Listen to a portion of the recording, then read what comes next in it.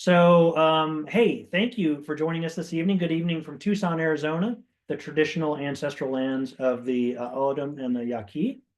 Thank you for joining us for a delightful reading this evening featuring Iris Jamahl Dunkle, Debra Magpie Earling, and Jamie Ford, brought to you by terrain.org and Writing the Wild. I'm so excited about these partnerships. This is our second reading of this style that we've done.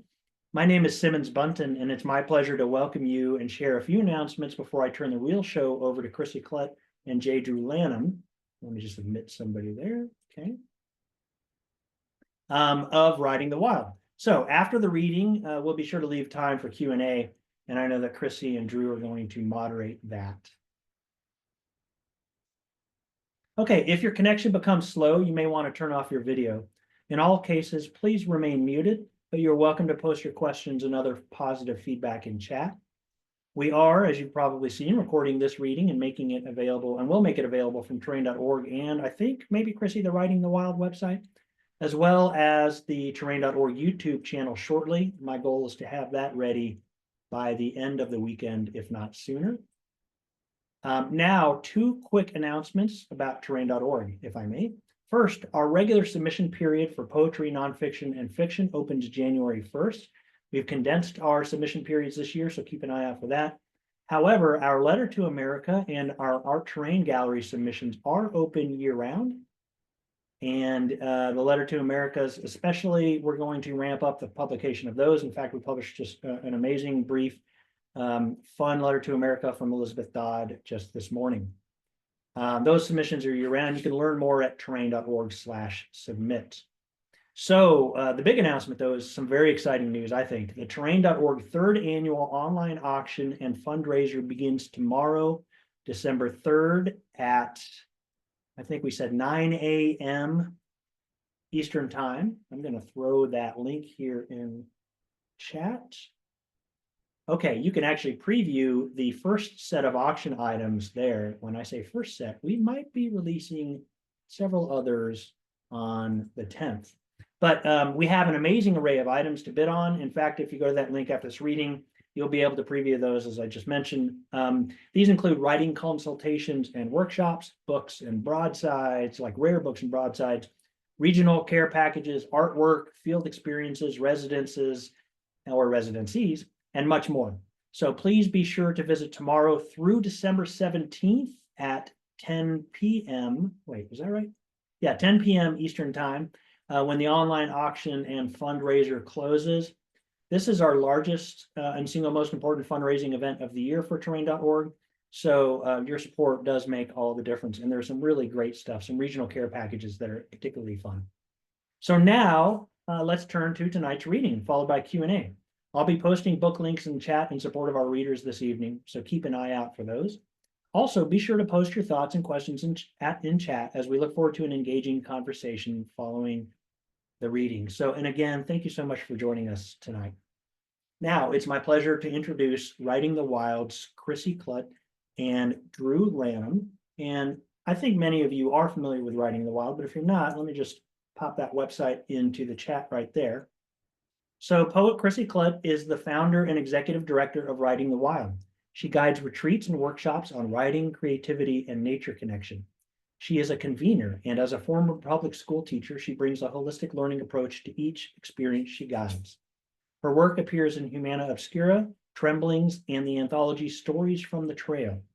After 2 decades in California, she and her family now reside in the driftless region of southwestern Wisconsin. J. Drew Lanham is a creator, poet, writer, curator, and librettist. He is a naturalist, bird adorer, hunter, conservationist, farmer who blends wild ecology into the social context of human being, past, present, and future. Drew is also a certified wildlife biologist and a distinguished alumni professor of cultural and conservation ornithology at Clemson University.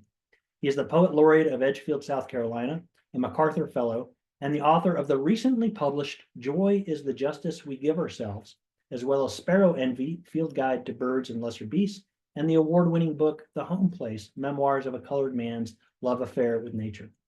Krissy and Drew, please take it away. Thank you so much, Simmons. We're so glad to get to be here with you tonight. I am so just delighted and honored to have this chance to partner with Terrain. We really love working with them. And all three of our readers tonight are fantastic humans as well as excellent writers. And they're all a part, either last year or coming up this year, of our Writing the Wild cohort. Drew, do you want to say hello before we jump in with our first reading? Yeah, thank you, Krissy, and thank you, Simmons and Terrain, for partnering with us in this community building.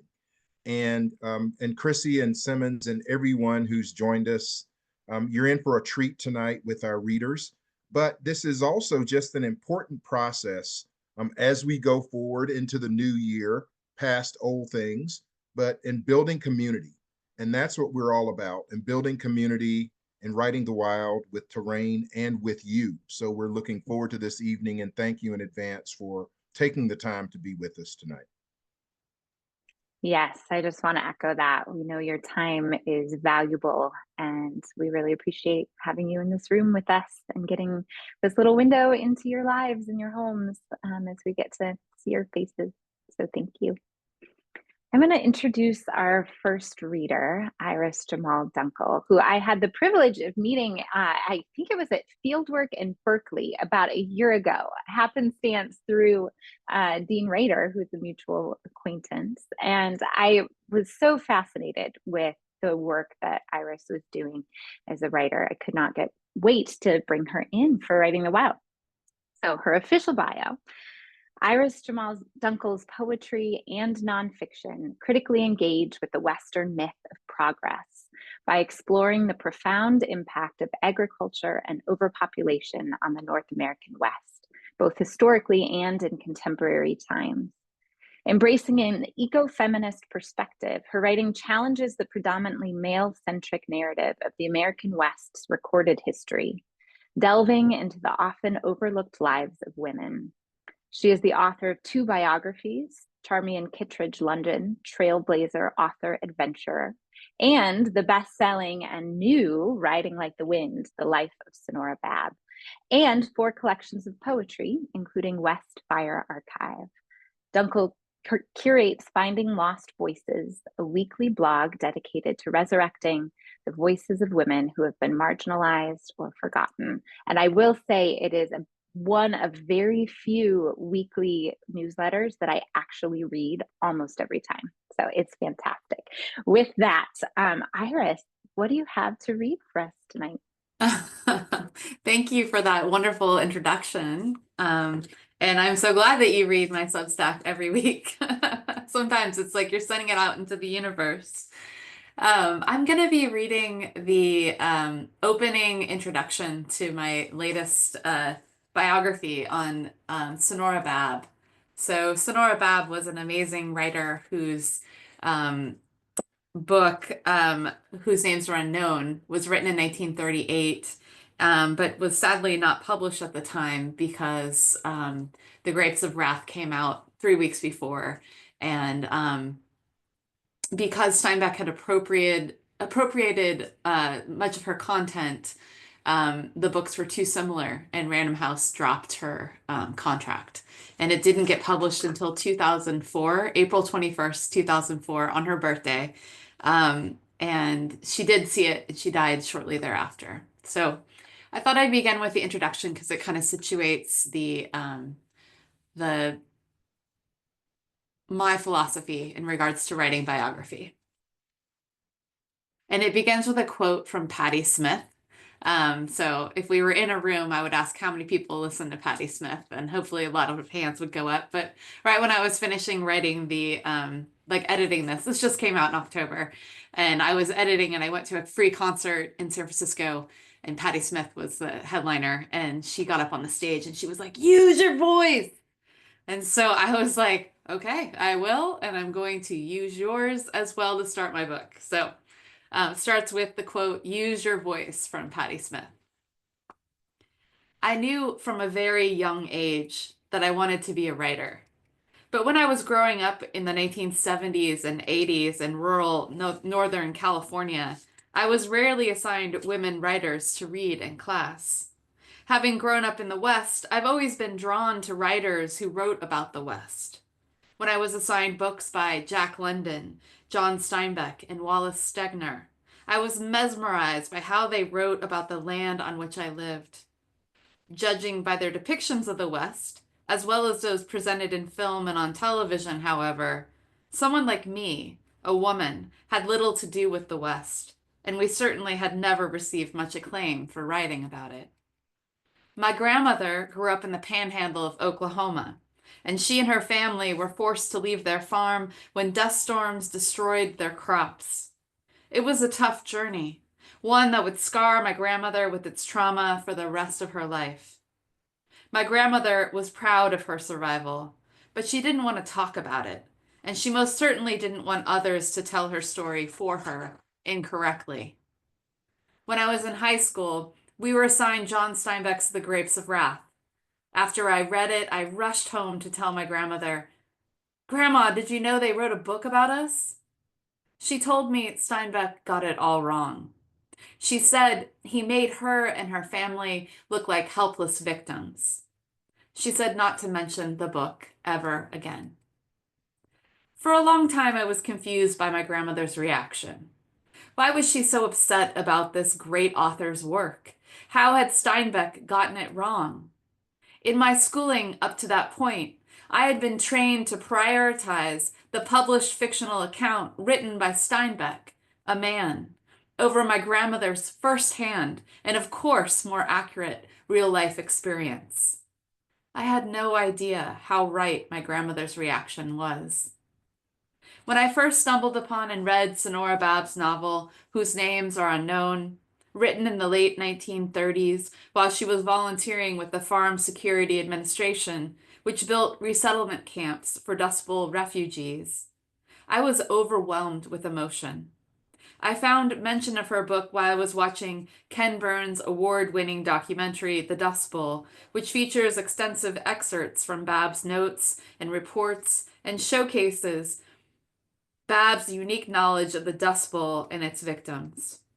Burns introduces Babb as someone who, like the refugees, had grown up in the affected area around the Oklahoma Panhandle and was deeply committed to establishing a trust and respect with the refugees that extended both ways. Babb's was a story that humanized the experiences of those who had suffered through one of the worst disasters the United States had faced up to that point. A version where we got to know the characters before the worst days of their lives, when they had to flee to California to find work. Where we saw the lives of women and children through their own eyes, and where we saw Black, Mexican, and Filipino workers in the fields and organizing strikes side by side with the whites. Here was a book that told a version of the Dust Bowl, the Dust Bowl story that aligned with the one my grandmother had told me. Babb was a writer who reported the human truth. As her friend, the poet Anne Stamford, wrote about her work, she, quote, represents the truth about life, even in its rough beauty. By the time I finished reading Whose Names Are Unknown, I had become fascinated with Babb and knew that she had to be my next biographical subject. I had decided to write my first biography, Charmian Kittredge London, Trailblazer, author, adventurer, about Jack London's wife, an amazing woman who disregarded gender norms, when I found out that she had helped write many of her husband's novels and had never been given credit for her work.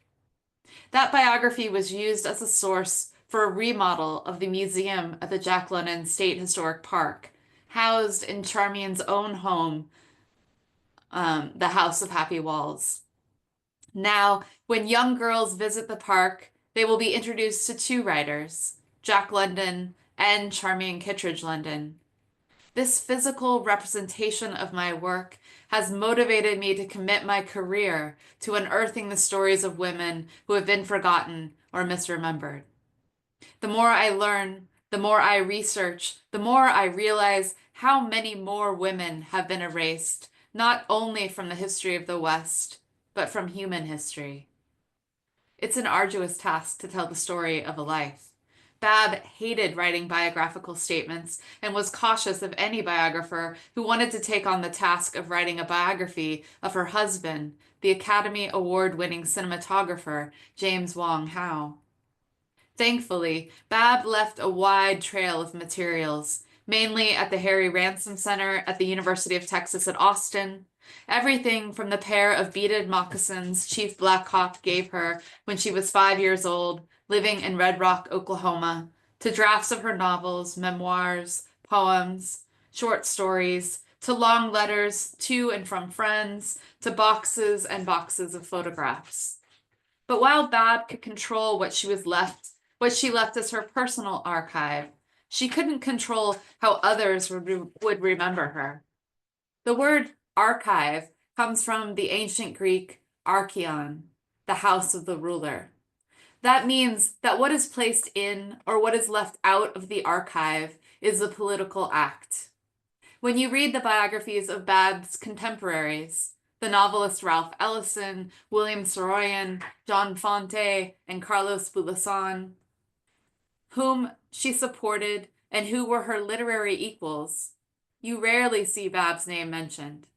The omission of her name and of many of her contemporaries' names has had a lasting effect. Women's stories, especially those of women who were inspired by the likes of proto-feminists like Edna St. Vincent Millay to cast off the monogamous heterosexual gender norms that had been placed on them, were written out of the record after World War II during the, quote, silent decade, when women's lives were subjected to, quote, the isolation of suburban domesticity beneath a decorative facade of respectability and resentment. This, combined with the blacklisting that occurred during the Red Scare, left many once popular female leftist writers of the 1930s and 40s unpopular and at odds with gender norms. My research made me wonder, what would have happened if I had been assigned Babbs whose names are unknown in school in addition to or instead of the Grapes of Wrath? Not only would I have seen my own family's experience within the history I was being taught, but I also would have been given an example of a foremother, a woman writer who was writing about the West. This biography aims to correct the record by returning to the archives with the intent of writing Sanora Babb's name back into the canon that has forgotten her. The Life of Sanora Babb teaches us something about how to better understand the story of the American West. Hers is the story of a strong woman who was not deterred by those who wished to tell her story for her or by those who would not let her tell her own story. This biography challenges the set canon of the American West by adding Babb's name to the elite and ever-growing list. Thank you. Thank you so much for that, Iris. Absolutely enthralling. Really looking forward to getting into that work. Thank you for sharing it with us. Next up is Debra Magpie Earling, who I met. Debra, we met for the first time at Elk River, I believe, which is a wonderful crossroads for so many of us. Debra is the author of the novels Perma Red and The Lost Journals of Sacagawea. She is the recipient of the Montana Governor's Arts Award and has received both a Guggenheim and NEA Fellowship. Debra Magpie Earling is Bitterroot Salish. Looking forward to hearing what you have to share with us tonight, Debra. Thank you. Thank you. It's good to be in all of your company tonight. I see so many friends scattered across the nation. So good to see you again, Drew, and to read with all of you tonight. So I'm going to read something really different, really something that is really wild. And I decided to actually share the first draft of a novel I've been working on for a very long time. So I think it's rough, but I think that's good. And I think that makes it a little wild. And it doesn't seem like maybe it matches up with the topic of writing the wild. But I've been considering this story for a long time. And how do you tell the stories of the harsh stories, the difficult stories, the stories no one wants to hear about boarding schools and Indian boarding schools, and how much suffering was there. My mother, my aunts, my sister, and my brother all went to the Ursuline boarding school, and it dramatically changed their lives and our lives forever. But I thought I would use a whimsical kind of 11-year-old who tests out of grade school and ends up in a boarding high school with her older sister. And I use a little bit of fantasy and to make it a place that people can enter. The novel is called Witch. Ernestine rides at night, 10 years old, 1963. There was no cure for Agnes's disorder. 1 month she'd have ivory circles on her cheeks. The next month, a salt of speckles down the long length of her shins. For as long as I could remember, white spots had ghosted my sister's body, appearing, then disappearing. Only Agnes's fingers remained white as candlesticks. She endured her condition glumly, like a field horse endures the wind. And with the exception of a few mean students at the Ursuline boarding school and several numbnuts in Saintsome, no one seemed to notice or care how she looked. But in the summer of 1963, cartoonish images began to swirl up on Agnes's body. The images weren't just shapes, but rather detailed pictures, as if someone had painstakingly etched them onto her skin. A tiny, perfect hand cupping her ankle just as spring was taking hold. The impression of a galloping horse on her back in mid-June, a small rabbit on her belly in early July, and then another rabbit, and another, as if her body, or something else, were playing tricks on her. We should call her Calliope, I said like a smartass. I'll Calliope you, Granley told me, and that was the end of my attempts to make the situation lighter. Granley took Agnes to Archie Oldcat and Boilepot, who had cured me of a nasty case of warts the summer before. We stood awkwardly in his living room while Granley explained what was happening to Agnes. He held Agnes's hands and lifted her palms high above her head. Then he gazed upward himself, as if he were seeing as if he were setting his sights beyond the ceiling and up into the spinning white sky of late summer. He squinted and snorted. He guided Agnes toward the window and looked into her eyes. He was silent for a time. Agnes looked woozy, her head tilted weirdly, jarringly, to one side as if unseen hands had adjusted her neck. Her nostrils flared and a stream of water thin as tears streamed from her nose. An odd look passed over Mr. Oldcat's face, and he placed his hands on the top of Agnes's head and moaned, and then he tottered off toward the bathroom, unbalanced, ill. We sat down and waited together in the small wood-paneled room, the burning odor of sweet grass smoke through the house, though we couldn't tell where it was coming from exactly. I cracked my knuckles and gnawed off a hangnail on my index finger. When Mr. Oldcat returned, his head trembled. There was wisps of hair loosened from his braids, and it was clear something was bothering him. His eyes were roomy and distant. I cannot help, he said.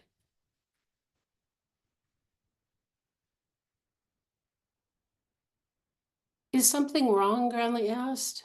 She touched his arm, and I was surprised when he stepped back from her and pulled a handkerchief from his pocket and wiped his head again and again. I cannot help your daughter, he said. There is one person. You know who she is, Mr. Oldcat said. He glanced at Granley briefly, but didn't meet her eye. Granley covered her mouth and shook her head slowly. Who is she? I wanted to ask. Who? I looped my arm in my mother Granley's and tugged. Tentemne, Granley answered, as if she'd heard me. She clicked her tongue in disapproval. Archie Oldcat remained quiet. When we left Mr. Oldcat's house, I was primed to ask about Tentemne, but my mother pressed her finger to my lips. You're old enough to know not to speak, she said. Not a word.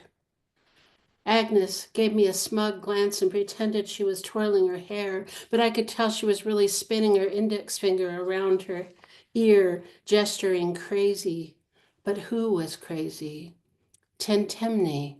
The name was so familiar, and yet I couldn't place it. I think I'll stop there. Thank you. Thank you so much, Debra.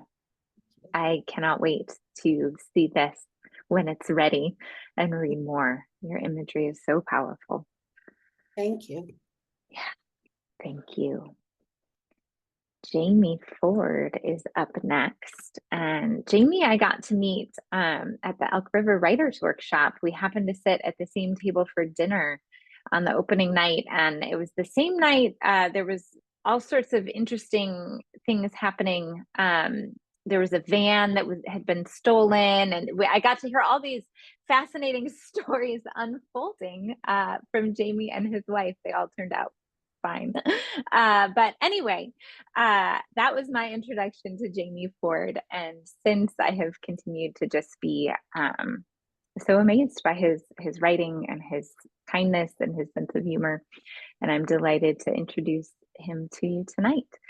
Jamie Ford is the great grandson of Nevada mining pioneer Min Chung, who emigrated from Huiping, China to San Francisco in 1865, where he adopted the Western name Ford, thus confusing countless generations. Jamie's debut novel, Hotel on the Corner of Bitter and Sweet, spent 2.5 years on the New York Times bestseller list and won the 2010 Asian Pacific American Award for Literature. An award-winning short story writer, his work has been published in multiple anthologies. He's also written in other genres: speculative, dystopian, crime noir, and middle-grade horror. His latest novel, The Many Daughters of Afuang Moy, was named the #1 Indie Next List pick for August 2022 and was the Today Show Book Club pick.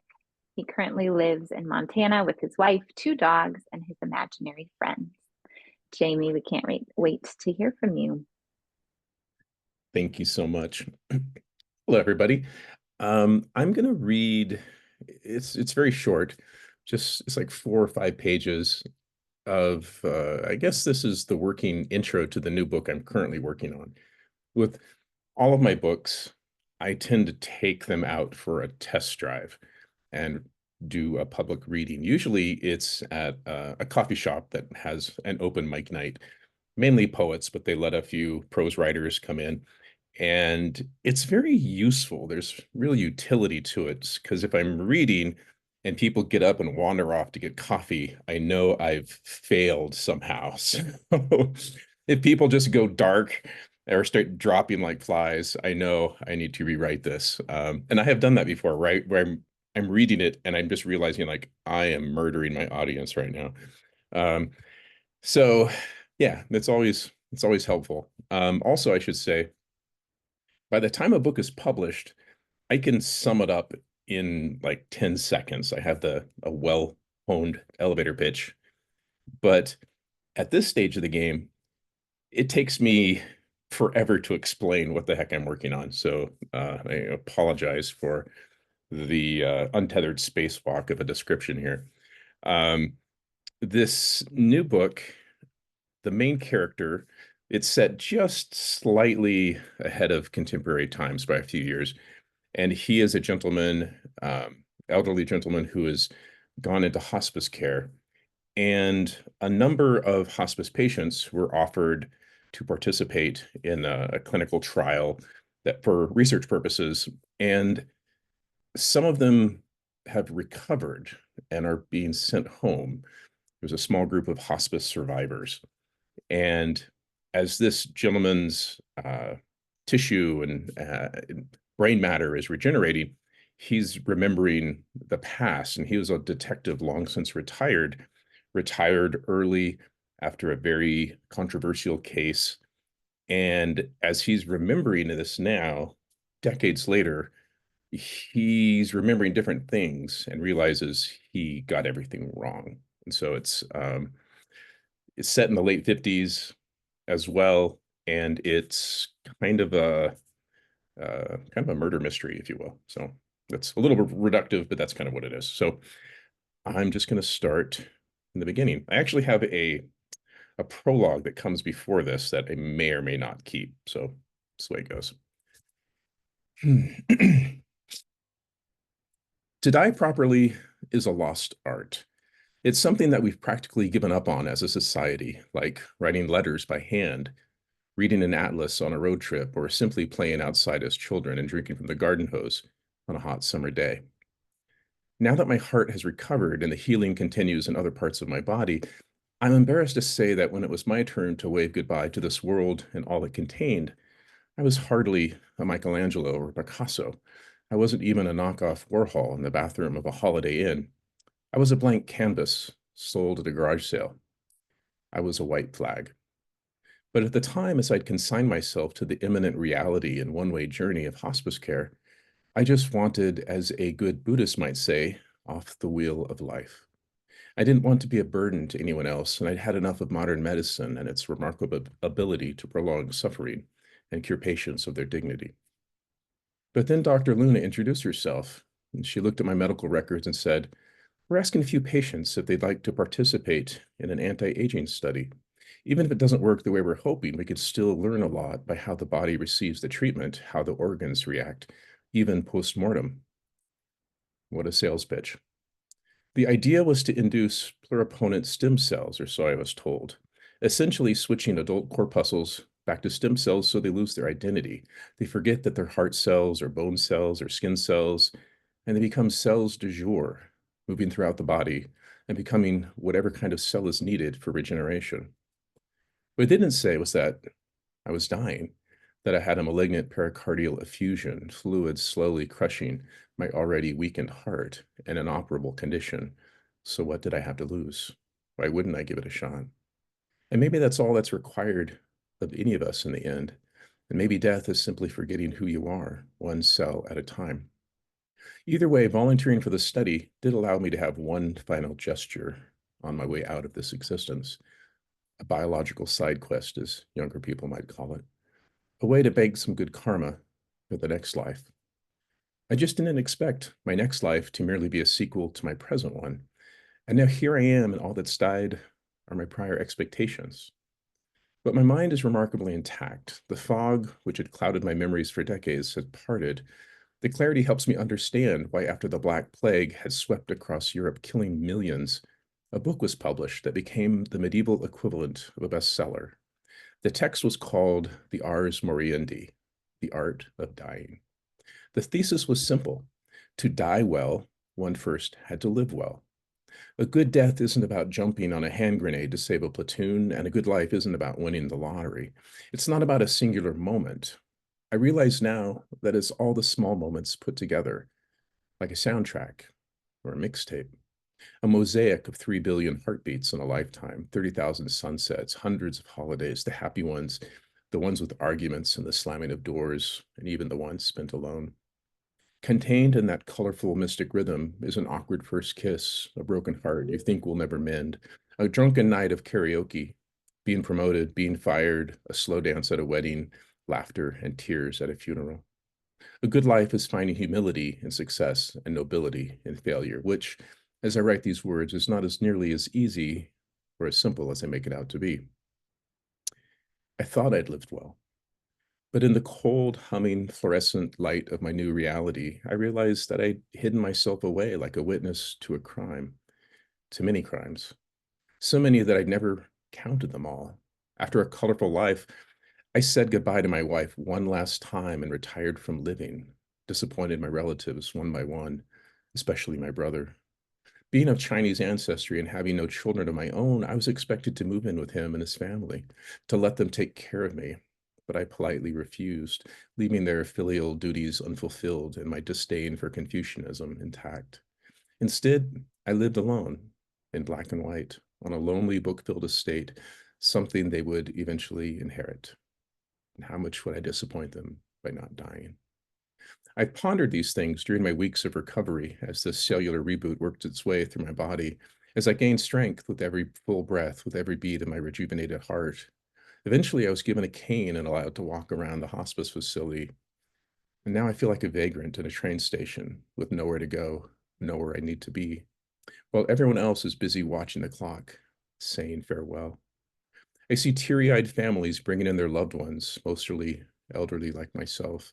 They bring rice cookers and fizzing kimchi, fried chicken and apple pie, comfort foods for the living since the dying have already buried their appetites. I watch as they pin up hand-drawn cards from guileless grandchildren that say, "Get well." Then days later, after they're done with the room, someone from housekeeping will come in and peel the photos and cards from the wall, dispose of the wilted flowers, and chase the brightly colored helium balloons that drift across the ceiling. Occasionally, I run into someone who has also taken part in this clinical trial, and we look at each other like dazed, giddy, shell-shocked survivors from a plane crash, now wandering aimlessly through a burning wheat field. We regard each other with raised eyebrows and wan smiles that say, "We made it out alive, but now what?" I'm gonna stop right there. Thank you for listening. Wow, Jamie, thank you so much. That's so vivid. I want you to keep going, but I will not ask that. It was really fantastic. We're going to move now into some Q&A. And so if you have a question for Iris or Debra or Jamie or all three of them, feel free to drop it in the chat. But I'm going to start with a question that I have. All three of you have some kind of research that you do that's a part of your writing. And what I'm curious about is, well, first of all, what are the things that seed a new project? Where do you get these ideas that then you chase? And then what does your historical research look like, or your scientific research look like? How do you follow those trails? And any of you can jump in. I can pick on someone if that makes it easier, but I guess I can jump in. Or Debra, do you want to jump in? I'm grateful to you for jumping in. Okay. thanks, Iris. No problem. Since I went first, I figured I'd jump in.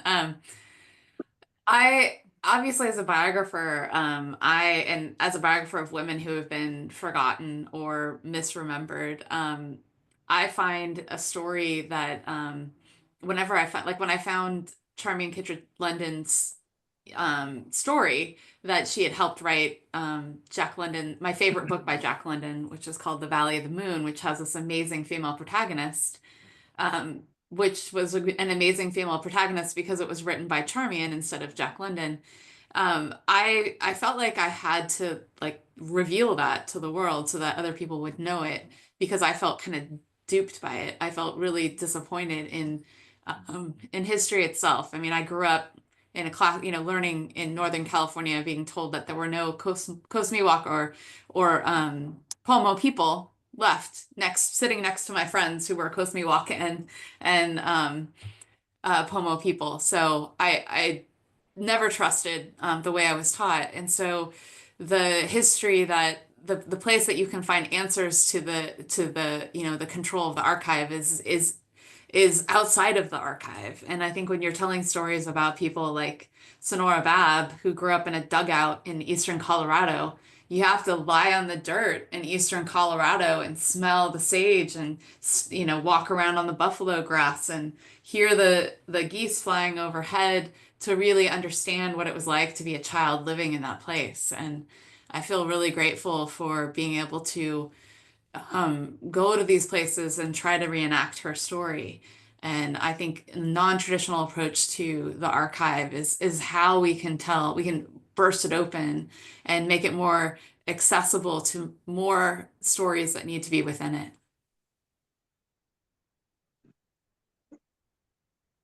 I'll go. Um, sometimes I go down rabbit holes of history. Um, one example, and it's a wrinkle in the book, is I'm not a metal detector, but someone had mentioned something to me, and I joined a metal detectors group online. And these are all very well retired. They're all men. I'm not sure if it's just a male activity, but it's in Oregon, and so they tend to be on the coast, and they recovering these things that shouldn't be there historically. Some anachronistic things. Did they arrive in a tsunami? How did these things get there?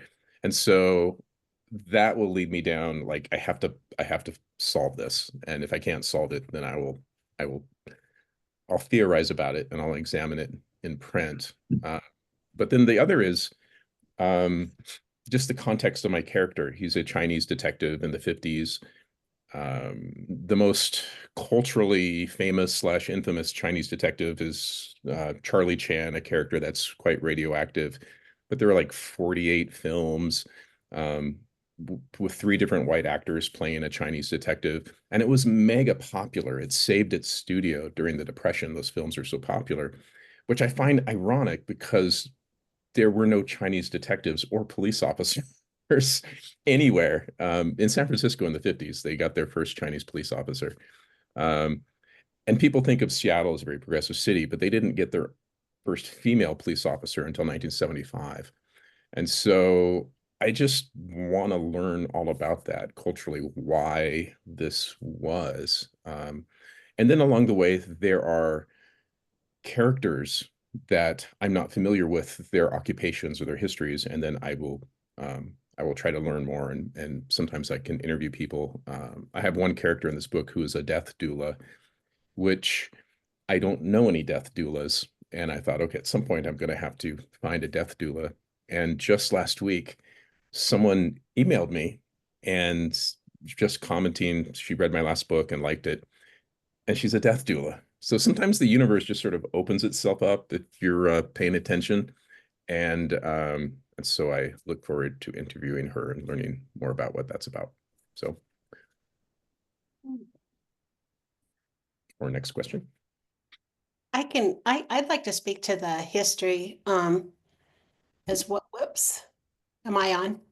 I'd like to speak to the history as well. When I was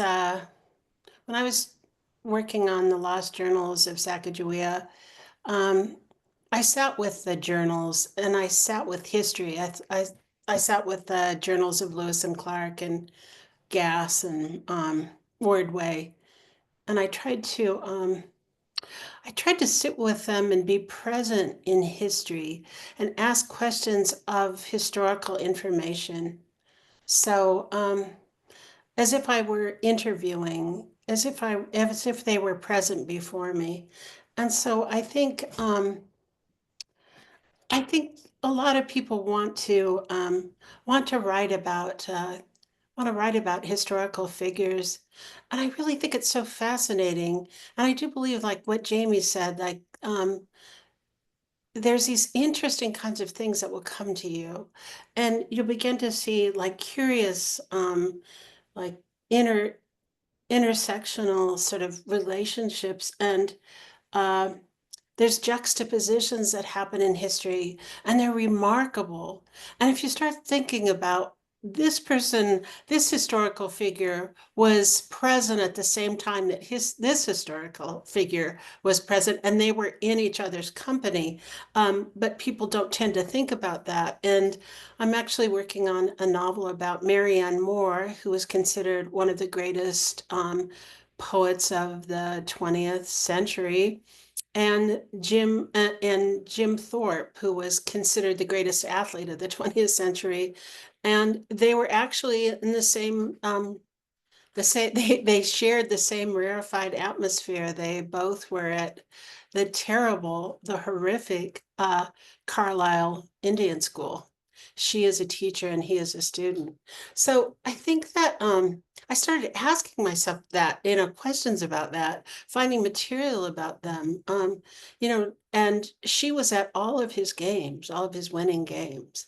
And she writes about the human form, the human figure. And certainly he was a grand specimen. So that was one of the things that I was really fascinated with. And I think all of you who want to write about history, that it's such a potent arena to enter.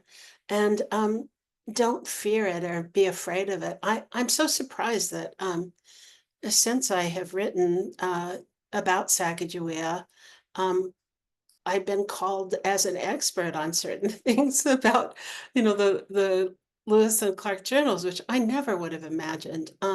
So, if you sit carefully with the story and just think about it, because a lot of people don't, they kind of pass those things up and they just read them. You will find that you know more than you think you do, and the stories will come to you.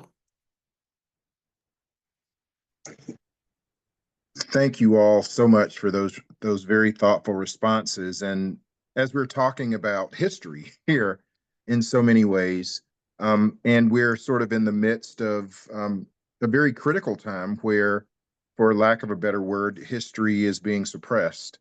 And you all present stories of history's suppression. So the question I have for you is, do you feel at all targeted in your work, or that your work will be targeted in a way as it brings forth these untold stories, these disremembered or unremembered people whose stories were appropriated? How do you feel as a writer bringing these stories forward at this time? Can you speak to those challenges? Can you speak to the hopes for your work? Yeah, please. If I may, it makes me want to be more subversive than normal, to put it lightly. I mean, there's always sort of the refrain of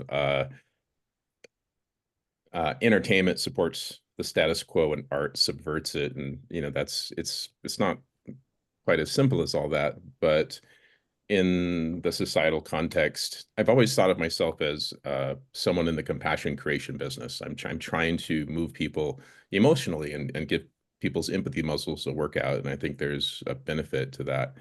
But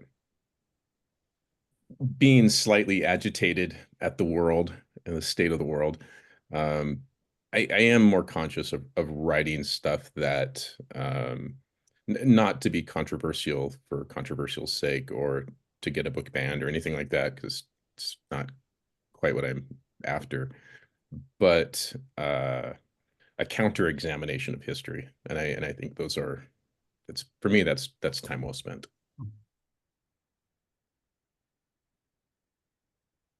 Yeah, I mean, I can jump in to say that, I had the same reaction. In the morning after the election, I was flying cross country through Denver. I was going to give a talk in Tulsa, and I just put on my headphones, and I couldn't understand why so many people were happy.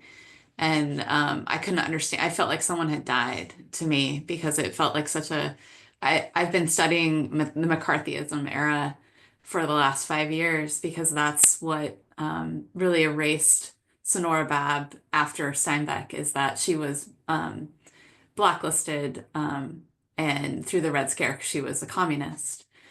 And so many women writers, so many writers of color, so many different writers who were not part of the canon were just eradicated from the canon during the last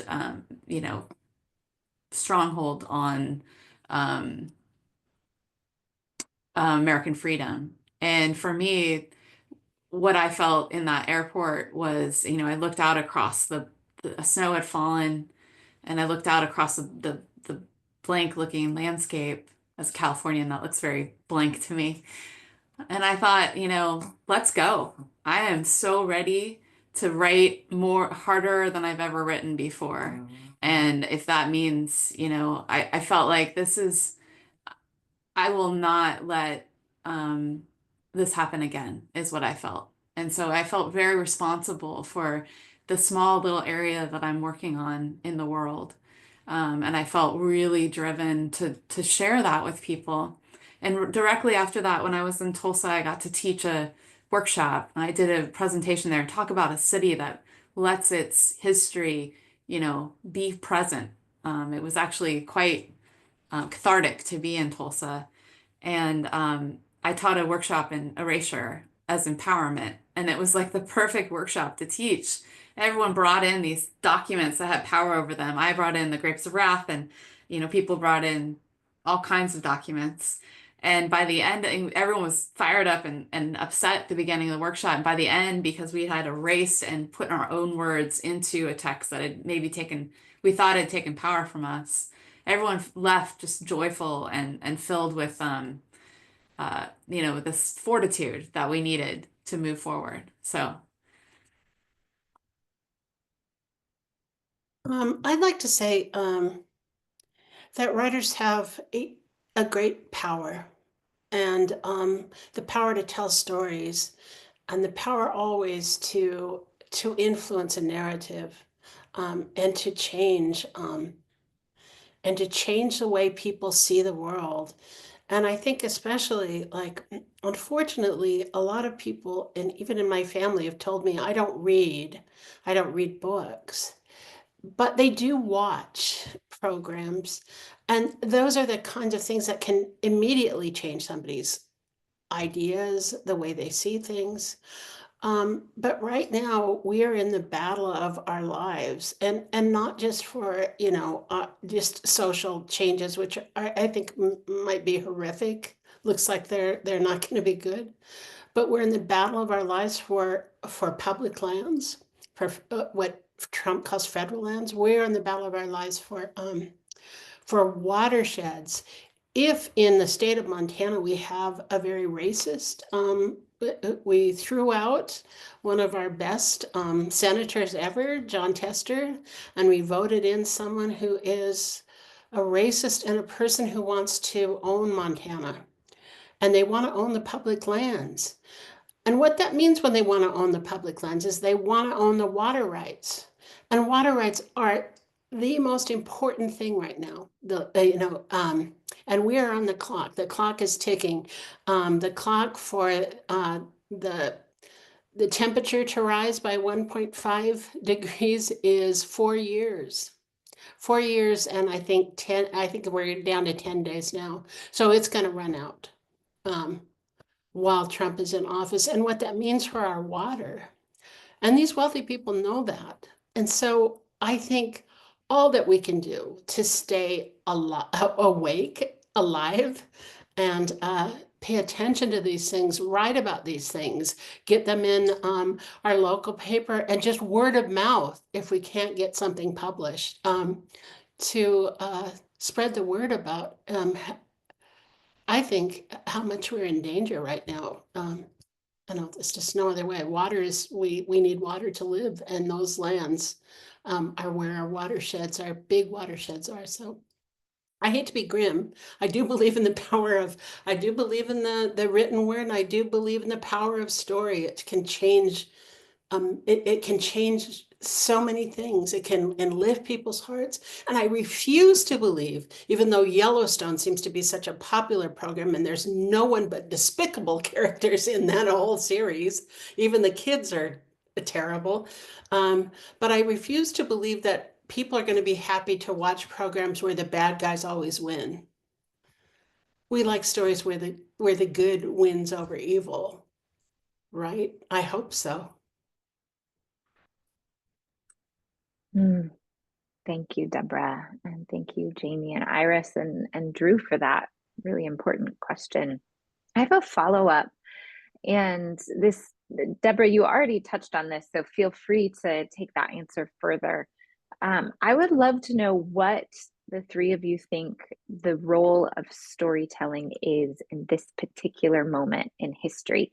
That's a really big question. So if you don't want to answer the role of storytelling in general, what is your particular role as a storyteller? And how do you've all talked about this openness and curiosity, but how do you tune your ears to like hear that call or that pull to your particular story, the particular thing that you're called to? Because it can be really overwhelming to look at the world and pick up your pen and go, well, what is mine? So how do you find that thread? What is your role as a storyteller, and how do you find it? I'm going to answer that right away. I'll jump on that because as a Bitterroot Salish woman, as a Native woman, stories are about survival. We tell stories in order to survive, and that is like not a abstraction. It's a truth. And years ago, when winter would fall, and still even now, when people are hungry, when they live in poverty, and I'm going to say homeless because I've had people in my family have been homeless. I've been close to homelessness myself. And I just was reading an article about how homeless is what people who are homeless like to call it and like to refer to themselves as.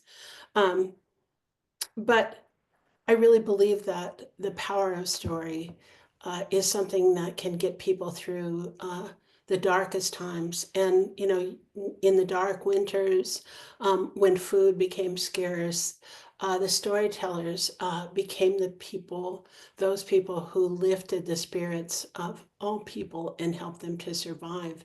And, you know, if you have a good story, if you have hope, if you have something that takes your mind off what's around you, or if you have something that focuses your mind on something, you can overcome anything. So I believe that that's truly the power of storytelling is survival.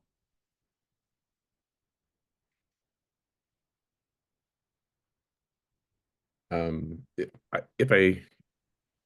I may, I write. I write to honor my parents and then my grandparents. And because my parents and grandparents were, they grew up in poverty and had such limited options. And my Chinese family has people of color. And my Chinese grandmother, I see her as a minority within a minority within a minority. Um, I I write about them or I write for them.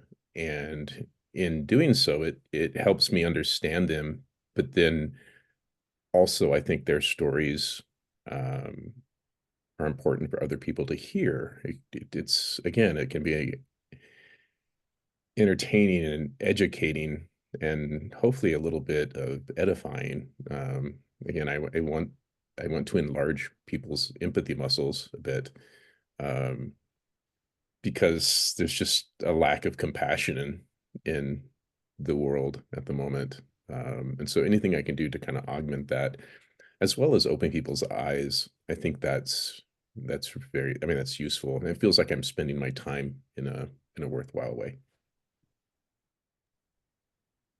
I just want to add on to what both Jamie and Debra have been saying about the power of storytelling and the motivation for storytelling. I am really motivated by the fact that, the way that the story of the Dust Bowl was told by John Steinbeck made my grandmother feel like she was a victim. And when that story was passed along to my family, other generations, we were not proud of our heritage and a bit ashamed of being Okies and being, from a poor family. And no one in my like my grandma got an 8th grade education, and no one in my family went to college until my generation. And it wasn't until I read Whose Names Are Unknown by Sanora Babb that I saw a version of the Dust Bowl that didn't start from the disaster, that started years before. So you got to know the people living on the land. You got to know them as humans, as working as community. interacting. And then when disaster struck, you knew that there was nothing else they could do, right? And so they had to get in their cars, they had to leave everything and go to a place where they were treated as not human, where politicians would say, let's drown them all in the river, you know?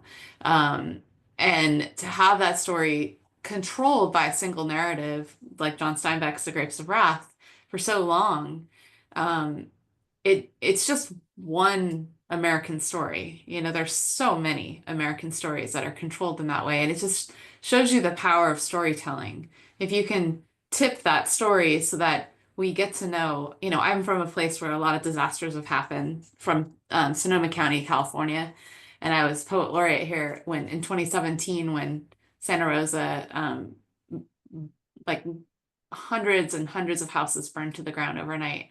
Everyone knew someone who lost their home. And if you met those people on the night that they lost their homes, you would not know who they were. Like, they would not be the same person if you met them, you know, weeks, years before. I mean, just like you were saying, Jamie, that idea of empathy building, like building, it's all about how we tell these stories. It's so important to actually humanize our history and make people see it's not a single narrative, the one that we've been told again and again, and that if we push back on that, we'll see the variations and all of the different people that are not represented in it. So I really feel like storytelling, how I find my stories is I look between the stories that exist for what's not there. And there's always a lot there. And that's what I tell my students to do is, you know, when you are trying to find something to write about, tell me what's not there, and let's start there. Wow, beautifully said, all, and powerful as well. And you know, thinking about who you are, and as writers, poets, I hope it's okay that I call you all activists, because there are words of activism and a power in what you say. And I'd like to know where this came from in you. I mean, so within arm's reach, or at least brain's reach or heart's reach, if you had to grab something, I don't know, for a 2 to 3 minute reading that either you've written or that inspired you, what would that be?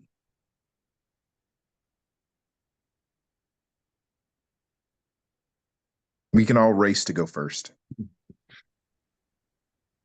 The question was something to read that inspired me? Yeah, what would you choose that has inspired your activism? What that you've written is sort of your, I don't know, pièce de resistance, or what someone else has written that has inspired you to be the activist, writer, artist, creator that you are? Yeah, I have the book over there on the shelf. It's like my Bible some days. Harlan Ellison was a science fiction author, wrote speculative fiction, but it's lesser known that he wrote a column in the LA Free Press in the 70s. And they just let him write a weekly column, and he could write about anything he wanted to write about. And so sometimes it was a gonzo restaurant review. Sometimes he was, you know, he was taking on Nixon and Reagan, who was the governor of California at the time. But it was just sometimes he was just bearing his soul and talking about, you know, someone that in his family that, you know, broke his heart as a child. But it allowed me to see an author's superpower is their voice, and they can use it in any number of ways.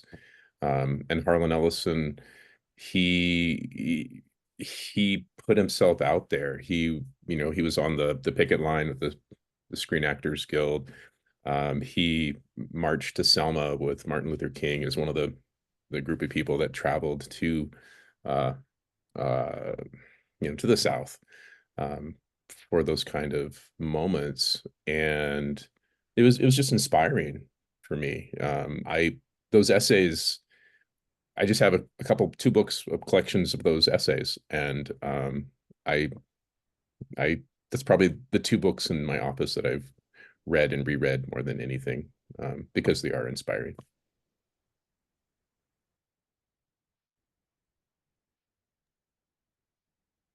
Gosh, there's so many, and I have to say all of you, like Jay, Drew, I gave a copy of your last book to Jeff Amen at Pearl Jam, so Pearl Jam, so he loved it. So I also I just was writing down a list like John Trudell, anything by John Trudell, Toni Morrison, Louise Erdrich, Joy Harjo, Ishmael Reed, all of those people like spark interest and curiosity, and James Baldwin, they just spur you on to write deeper, more meaningful things. I've gone back to some of the older writers, including like Thomas Wolfe, You Can Never Go Home Again, like just for the richness and the power of the language, and how something can take you from the place where you are and move you and literally transport your soul or your spirit to someplace else. And I have to say, and even though it may seem like I'm an activist, and I am an activist, I worked as an activist for a while, but some of my stories I think seem really grim. I know they are. I know they're grim, but I write out of a sense of true a fever pitch, which is fun, and sometimes frivolity, and the love of language itself, the love of words, the love of communication, to be able to reach out and write a scene where somebody can see it on the page, somebody can see what I have seen. I write for goofy reasons. Remember when Stephanie Meyer came out with Twilight series and it just blew everybody else out of the water? I mean, because it made so much money and it just became this astonishingly hit series, that went on and on. And I thought, what do I have for it? I started, and everybody that I knew who was writing, gosh, writers aren't the richest bunch unless you're of a certain, like if you write certain sort of mystery or thriller novels. And I thought, I want to make some money. I want to live. I want to live well. I want to write something that'll jazz people up and be just fun. And actually, Witch came from that, because I thought, what do people like? They like witches, and there's a trial in this, and people like trials. And I thought, and they love precocious young girls who get themselves into trouble. And I write from that too. And I think it's like stretch your imagination and think about like that series that will, we write to be distracted from the world too, to enter worlds of our imagination. That give us this vision to do the hard things that we have to do. So, we don't all have to write directly towards something. We can write off to the side, and we can write fun and like wonderful things. And I'm going to challenge each of you, and I'm going to say this, which is what my editor said to me. I want what you are writing. I want it. Whatever it is you want to write, I want it. And that's what I'm saying to you. If you have that wonder novel in you, that like whimsical, fun, Madeline Engel novel in you, please write those things that thrilled you as a child as well. I think we need that childhood vision sometimes to lead us through dark times. I love that. Now I feel silly with what I was going to say, Debra. Gonna bring up Derrida because I'm teaching Derrida tomorrow, but it's Archive Fever. I don't know if you guys know this book, but it is.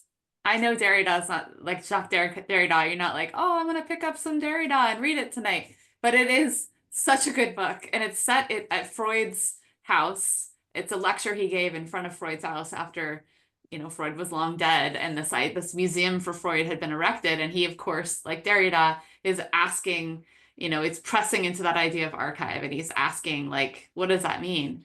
And it's just, I find this such an invigorating book, and it's invigorating to watch it sink into all of my students as they're like, what can I push into and see what's underneath it? It's a really freeing exercise, just like when we study Barth's mythologies. And so that idea of what are you being brainwashed about, right now? Like when you watch television, what are you seeing? And it's this semester I've gotten to teach critical theory, and I've done it before, but this semester it was particularly healing because it was just looking underneath, this rhetoric that's being kind of thrown at us all the time. And I feel like all of my students after class, not because I'm a great teacher, not because they're like loving, they love reading theory, but they thank me afterwards because it's helping them process this moment that they're living through.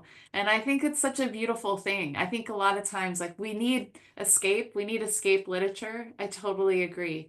But we also need things that are going to make us, like, maybe a superpower, like Octavia Butler or something that, like, it's super consumable, but also at the same time is going to make us, like, really think about this moment and find our way through it. So I'd say Parable of the Sower might be a really good read or really terrifying read right now.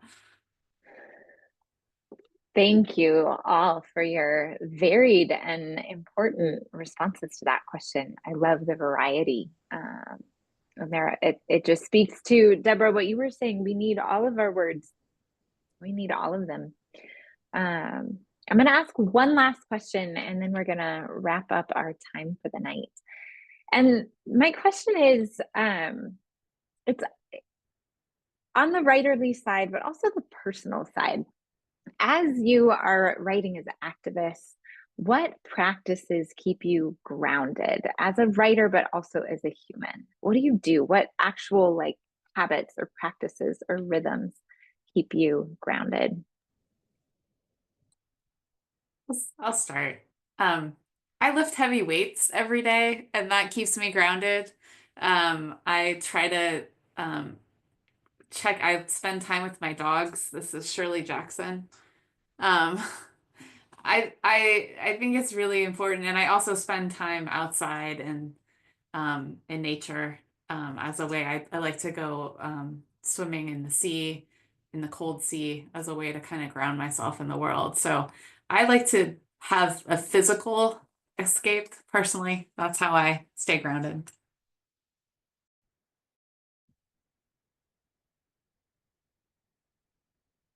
I meet all my friends. I just love to go out and just, because I'm not saying, I don't even think writing is a solitary thing. I'm always blabbing about it. But I think that I love to get together with friends, and I'm sorry, I know this is terrible. No, it's not terrible. I love to gossip. I think gossiping is really fun. It's just one of those things where something is irking you and you get to go with friends and they agree with you, and then you don't feel crazy in the world. And gossip in a tribal community, if somebody isn't gossiping about you, then you're not very important at the moment. So,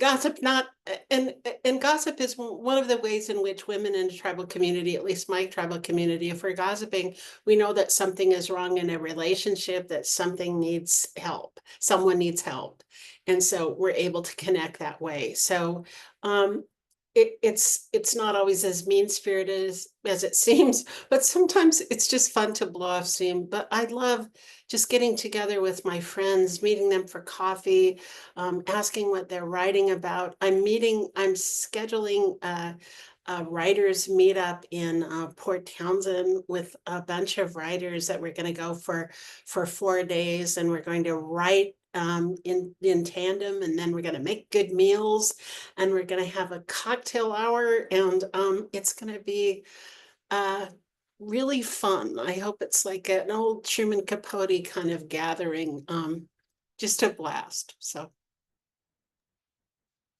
I have to go with friends as well. And in my case specifically, I'm in a book club. I've been in a book club for almost 12 years now, and they're all guys. So we're that rare guys book club that and it's really nice and they all know I'm a writer and all that, but in the book club, I'm just another reader.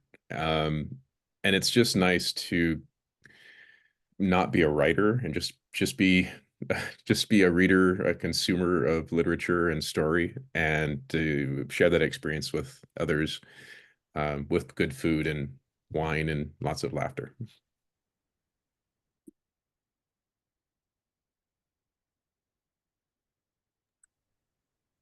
Thank you. Drew, I see your mouth moving, but you're muted. So I'll jump in here and just say thank you all so much for sharing your words. Thank you, Jamie, Iris, and Debra, for your, just your wisdom and your openness and vulnerability with us about your process and what it feels like to you. And thank you, all of you in the room, for your presence. It really is valuable, as Drew shared at the beginning. We need to gather, and your presence here, each one of you, matters to us. So thank you. Thank you, Simmons. I'll turn things over for you for final reminders. Well, yeah, thank you all for such a wonderful, inspiring, essential evening here. Krissy and Drew, thank you for being such wonderful hosts. And Jamie and Iris and Debra for your beautiful readings and really terrific responses to questions. I guess I need to start lifting weights and dive in the sand sea out here. We do have book club and friends and gossip too, which I very much appreciate. Anyway, it was a truly wonderful evening. So thank you all for joining us, and I hope you have a wonderful evening and week and beyond. Thank you. Good night. Take care, all. Good to see everyone. Good night.